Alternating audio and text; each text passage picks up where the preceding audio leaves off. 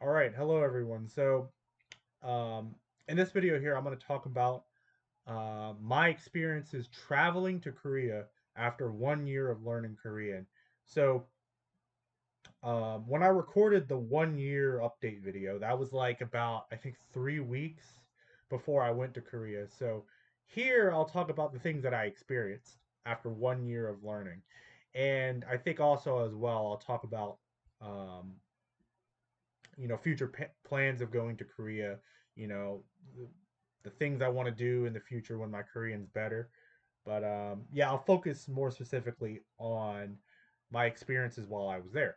So to jump straight into it, yeah, right after I got off the plane, when I landed in Incheon, yeah, I was pretty much greeted with Korean essentially. Now, what I mean by that is as soon as I got off the plane, I had so many opportunities to speak Korean there.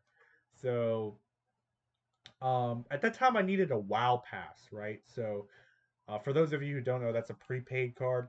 It like you can use it for public transportation and as a form of payment as well. So you have to buy these at convenience stores. So what I did was, shortly after getting off the plane, I went to the nearest Pyeongjam, and I, oh my god, I tell you what though, I was like very nervous going into it, but I mustered up the courage to speak some Korean while I was there. So the first thing that I encountered was, there was like a man like telling everyone to leave your luggage like outside. So I remember that I was like, I understood that. Like, obviously they don't want you crowding the store with your luggage because those stores are very small. But that's not the interesting part though. So I waited in line um, to ask about this WOW pass, and when I got to the lady there, she was like a middle aged woman. So um, I asked her, 그 여기서 와우 패스를 살 수 있을까요? And from there, she asked me, hey, do you have cash? If you don't have cash, there's an ATM nearby, and it's like at that moment, like I understood like most of what she was saying, um, and like I felt so proud. Like, yeah, you guys don't know, it was such like a great feeling, like being able to understand that, speaking Korean in Korea for the first time. It was like an amazing feeling. So, considering also that the person in front of me who was talking to the lady before asked her the question in English. So, like, I felt like a total boss, just like asking the question in Korean. It's like, yeah, the this is like the fruits of my labor showing right here. So now from there, I went to a kiosk to buy a SIM card, right? So there was this LG kiosk there. So, but at first I asked the lady working there if about like buying a SIM card, that kind of stuff. So what kind of plans are available, that kind of jazz, right? So Um, yeah, we worked through that. But one thing she noticed though, she noticed that my phone settings were in Korean, right? So she was like, "Oh, do you know how to speak Korean?" And then I was like, "Ah, 조금해요." And then she asked me, "Oh, how long are you staying here?" "Oh, your Korean's so good." It's like that kind of stuff. Just a little brief conversation, and yeah, that was fun because at first I initiated the conversation in English. I wasn't expecting, you know, Korean like a Korean chat there because it's um, like it felt a lot more transactional. If that makes sense. I'm there to buy a SIM card, so English was the fastest way to get what I wanted. So, but yeah, that happened. That was good. And from there, man, it was kind of a hectic night to be honest, but I'll get into that a little more later. But so I was trying to find where the buses were, right? So I was trying to find, okay, how the hell do I get to my hotel? And So at Incheon Airport, right? For those of you who have like who've been there, there's like several floors, right? Like most airports, right? So I was trying to like navigate. Okay, where is my bus, right? So yeah, after I bought the bus pass, I'm like, okay, where is this bus? So uh, for some time I was waiting outside for the wrong buses, right? Um, and it's like, but where the Korean speaking opportunity comes in is that so as I was waiting there, there was like a few of the bus drivers like standing there. They walked up to me and they asked me. They were like, they're like, "어디 가세요?" They asked me, "Okay, where are you going?" And then I told them, "Oh, I'm going to like Dongdaemun. That's where I'm going." And they told me, "Okay, you need to go to the third floor, and your bus stop is right there." So they explained that in Korean. And I understood it, and I was like, "Wow, like I can really do this." It's only after 1 year of study. So now none of these were really like complicated like interactions. So it was pretty easy stuff to understand, but I felt so proud nonetheless. Um, so I think outside of that, I don't think there were any other like speaking opportunities like at the airport specifically. I think it was just there. But so from Incheon Airport to my hotel in Dongdaemun Plaza, it was near there. It was like a it was like a almost an hour trip, I think. So it was like nighttime when I got there. So, but nonetheless, though, so like just sitting on that bus, seeing all the signs in Korean, seeing all the apartment complexes, right? The apartment complexes were like lit up. They had these nice colorful lights on them.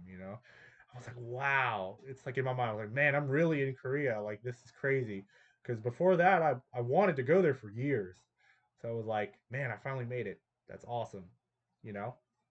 And I'm just seeing all these things I've seen on YouTube, on like variety shows. I'm like, wow, like this is it, type of thing. We got into Seoul, and it's like, man, I'm seeing all the colorful lights. All the signs are in Korean. I'm hearing Korean spoken all around me. It's just like a really surreal feeling. And so when the bus reached Dongdaemun, I got off the bus and then I had to like walk for 15 minutes to my hotel, right? So for those of you who've been to Seoul, so like during the nighttime, you can often run into people like selling clothes and stuff like that. They're like selling shoes out there on the street. So I saw a lot of those people there walk past many of those tents. So and then all like the young people were out that night. So I got to hear so much Korean around me. I was just like eavesdropping from left to right. So like the one guy behind me, he was like complaining about his job and he was talking about, you know, getting like a English certificate. Like I was like, wow, I can really understand. This is crazy. It was kind of chaotic though because there's like conversation everywhere. So my understanding was still limited, but what I could understand, I was like, wow, that's amazing.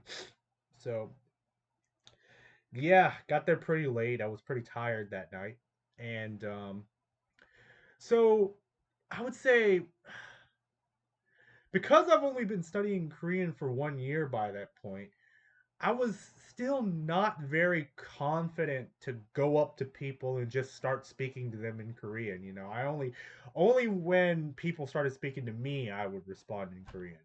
So I didn't have that sort of confidence yet. But some other times I remember where I did get to speak a little bit of Korean was so okay for the record. So based on my appearance, right? Um, as y'all can see,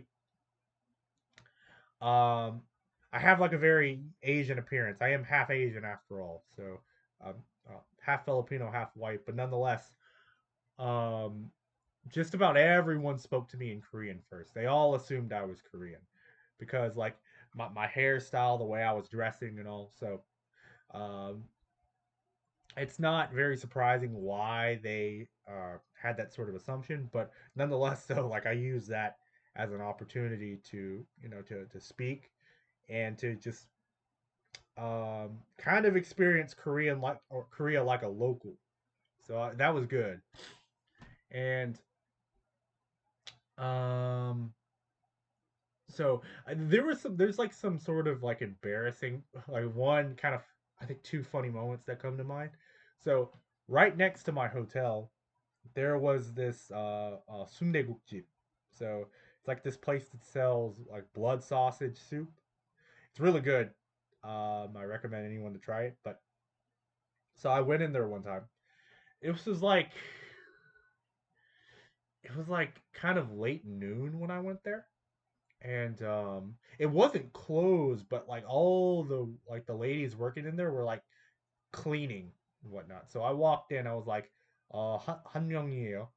But they asked me something, Um, but it was like so fast. I just could not understand it at the time. So, like, but I didn't say, oh, like 이해 못해요 or like 다시 한번 말해주세요. I didn't say that. I just froze. Like I was like, oh no. Like my internal monologue was like, oh no, I didn't understand that. Oh my god, I'm so cooked. And so instead of like responding or kind of just like asking for clarification, I walked out. I like froze for like 3 seconds and then I was like, nope, I'm out of here. I walked out. And then it's like the ladies looked so confused. They were like, "Where are you going?" They were asking me that in Korean, and it's like I didn't even answer. I just walked out of there. I'm like, "Oh my god!" In my mind, I was like, "Oh my god, my Korean's so bad. Oh no, I'm really not good." But yeah, that was like the first sort of embarrassing experience. And then another one was I was like I think I was like a Jamshir Han Hangang Gongwon. It was like the park near Jamshir station. So I was out there for like a morning walk and like you'll notice that there's a lot of there's like peony jumps like right on the riverbank. You'll see like many of them there. So I went to one and I noticed like it was closed. Um, so but there was like another guy who walked in and he asked me something and I had no idea what he said. He said it so fast. I'm like, so I kind of just like shook my head. I was assuming that he was asking, "Oh, is this place closed?" I was like, "Uh huh." Like I was kind of like that. I just walked off. I'm like, I'm not even gonna try with this guy.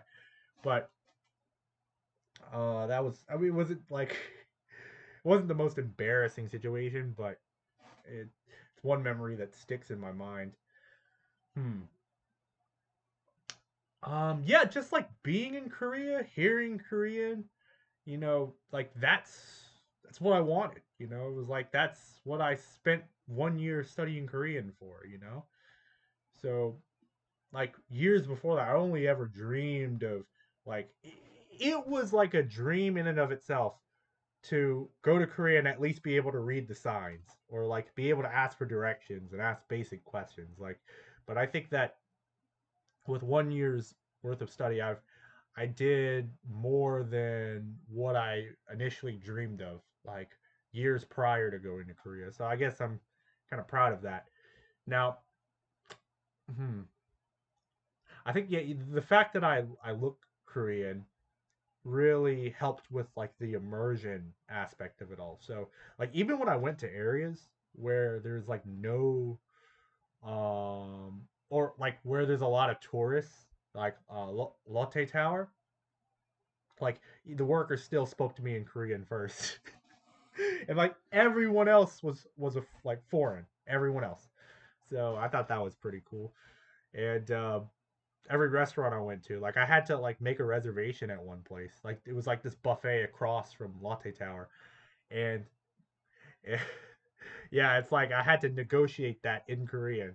So that was good. It was still like a pretty simple interaction, but man, that was yeah, that was like a great time, man. It's like such a valuable life experience. And for those of you who are learning Korean, who may be new to learning Korean, yeah, that gives you a reason to learn right there if you've never been to Korea before. Save up some money, you know, and yeah, when you have the time, take a trip, put your Korean to use, that's very, very motivating. And so another thing I have to mention, so I met some people there. So one person that I was talking to in the language exchange group that I was in at the time. So we made arrangements to meet there, and yeah, he showed me around. We went to we went to the Pichibang. We went to like a famous like Korean Chinese restaurant there. We went to Songsu. We also met with like one other person as well from the group. So we made all those arrangements beforehand. And yeah, but with them though, I wasn't speaking Korean with them though. So their English is very good. So we were just speaking English. But that wasn't a problem. I really enjoyed spending time with them. And but I guess the next thing though is like yeah, I definitely want to go to Korea again, but I don't know when. You know, plane ticket prices are kind of high these days. Yeah, the world is, I hate to say it, but not as good as it was last year. Unfortunate to say, so this means the future is a little more uncertain. And as to like when I can go back, I don't know, but I really do. I really hope that things get better and I can go back, travel to Korea again. It'll probably just cost me more money, but yeah. But the point being here is that really keeps me motivated to continue learning Korean. And whether this be 2 year from now, 2 years, 3 years, how many years into the future, my Korean's only going to get better. So this means I can put it to much better use than last year. So that continues to give me a reason to learn. But yeah, and oh, and another thing is though, so I didn't visit any other city outside of Seoul, right? So I did have plans to go to Daegu, right? So I feel like such a like I feel so dumb for doing this though. Like I kind of regret it in retrospect. Oh my god, y'all might laugh at this, but so I did actually buy a train ticket to Daegu, right? So this was like the day after I hung out with my Korean friends there. So, but I ended up not going. For one, I was very nervous to go because like my Korean just wasn't that good. And also like since I was up so late, I was still like dealing with jet lag, right? I was up so late, spending time with my Korean friends that I couldn't really sleep well that night. So it's like it was only like a couple hours later where I had to go to Seoul Station to catch the train to Daegu, right? So ended up not going there, but damn, I wish I did. That would have been good. Daegu's a nice city though. Like there's a lot of unique food. There's it's the hottest city in Korea for those of you who don't know. I don't know if that's like the best aspect about it, but it does make Daegu kind of unique. But when we're talking about the good things though, there's a lot of good food there from what I've heard. There's like Jimgalbi, Junghwa bibimbap. Yeah, there's Napjak Mandu. I really wanted to go to Solmun Shijang. It's like their famous market there. I really wanted to visit that place, but I was just kind of too chicken to go by myself, to be honest. So like, yeah, I did meet a few Daegu locals from Hello Talk. So it's like, yeah, I'll probably get in contact with them next time, uh, and make plans to go visit Daegu and meet with them, so things are a little easier on me. But yeah, I'm kind of catching a cold here, so I'll have to end this video here soon. So, um, but anyways, yeah, that was my experience learning Korean for 1 year and then going to Korea. So yeah, it was fun. It was probably one of the best experiences I've ever had in my life. It was the first time I've ever traveled like anywhere by myself, let alone to a foreign country. I've never done that before. So that was a great life experience, and I want to definitely go back. But anyways, I hope you enjoyed this video. If you watched this far, thank you very much. Till next time. Bye bye.